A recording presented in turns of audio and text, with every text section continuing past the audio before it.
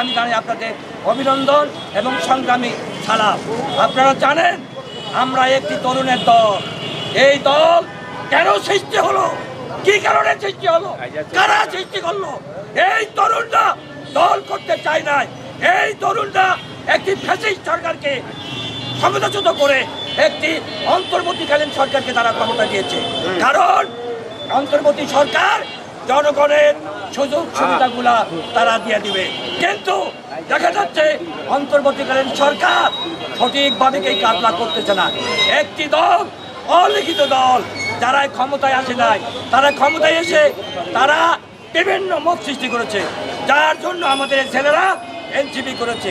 NCP করে তারা উত্তরবঙ্গে সফর করেছে, মানুষকে জানান দিয়েছে যে আমরা আগামী দিনে কি করবো। তরুণরা উত্তরবঙ্গ শেষ করে তারা দক্ষিণবঙ্গে গিয়েছে।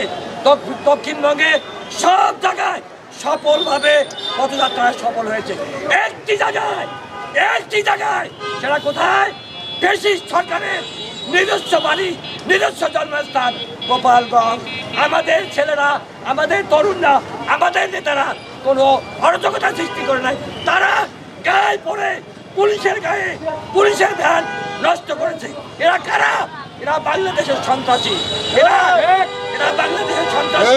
এরা 16 বছর সন্ত্রাস করে এই তারা দেশ চালাইছে, যার জন্য আজকে এনসিপি আজকে একটা নতুন দল করেছে। এনসিপির কার্যক্রম হচ্ছে যে মানুষের যে মৌলিক অধিকার, 5টি অধিকার, যে অধিকার অন্ন, বস্ত্র, বাসস্থান, চিকিৎসা, খাদ্য, এই 5টি অধিকার। বাংলাদেশে চাঁদাবাজ সন্ত্রাসের কোনো ঠাঁই হবে না। যদি ছাত্রলীগ যুবলীগ মনে করে কারো শেল্টারে এই বাংলাদেশে পুনর্বাসিত হবে, আমরা বিপ্লবীরা 3.5 হাত মাটির নিচ থেকে হইলেও ছাত্রলীগ যুবলীগকে বের করে বাংলার মাটিতে ফাঁসি দিবই ইনশাআল্লাহ।